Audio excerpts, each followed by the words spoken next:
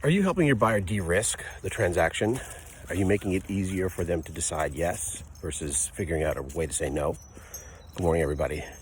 Today, Ruby and I are talking about transactional selling and customer acquisition and how do those two things connect. And the recurring theme that I will hear is that it's tough for us to get new customers with people that don't know us. And that's a fair statement. I don't think that's a hard thing to wrap your mind around. Challenge is, it's really hard to crack into new clients and new markets because of risk. Everything to a buyer will be risk. Could be a B2C buyer, could be a B2B buyer, could be a large enterprise sale, could be a small transaction. Everything is risk. Is this the right product or service? Is this the right provider or company? Is this somebody who's going to take my money and run? Is this somebody who's going to make me look bad to my boss? Is this something that's way too expensive that I can't afford on my budget, and what do I do? So the discussion should be, how do we de-risk? How do we help our buyers understand that everything is risk? Getting out of bed is risk. But what do we need to do to make sure that they understand how this is going to work once we're in transaction, once we're in relationship? And I say transaction because everything starts with something, some kind of transaction, but you don't want it to be transactional. That's not the outcome. It's not the goal. We're trying to be relationship builders here. It doesn't matter if you do sell in a transactional format. What happens when you build a relationship with someone in a transactional engagement? Referrals. Fantastic. I'm only going to buy one of these things ever, but I'll send 50 people your way over the next 5 years, and that sounds awesome.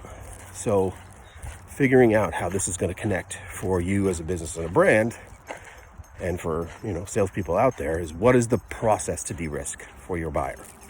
So sometimes it could be the try before you buy model. A lot of big enterprise deals, $2 million deals, start with $20,000 deals. Because if you can get a $20,000 deal right, I'll give you $2 million. If you can get a couple of $20,000 deal right, I'll give you $2 million.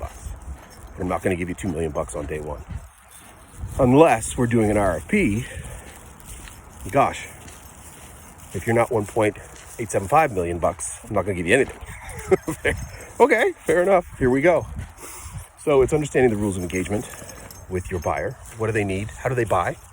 How do buyers buy? I will say that till I'm blue in the face. You need to know how buyers buy, how buyers think they buy. If they don't know how they buy, how do they think they buy? How can you help? Again, I use the terminology, Sherpa them through a process that they don't really understand themselves. Okay, fair enough. But at the end of the day, it's risk. My cash flow's on the line. My job's on the line. My relationship with my boss is on the line. Whatever those risk factors are, they are real things that your buyers have to deal with. So how do you help them de-risk? And being an encouraging source of information can help with that. It's not going to be the thing that pushes you across the finish line. There will be material details of deals to be put together. But how do we make it smarter? How do we make it smaller? How do we make it easier? How do we separate the terms? How do we do things differently so that you can make that an easier conversation for your buyer? There's no one way to do this. It's just understanding the terms and conditions that you're navigating with your buyer, and how do you make it easier for them to make a decision. And the decision is not always the big bang. A lot of little bangs will get you to the big bang, but you got to understand what that means for you as a business and understand what that means for your buyers. Bottom line today, think about how do we de-risk for our buyers?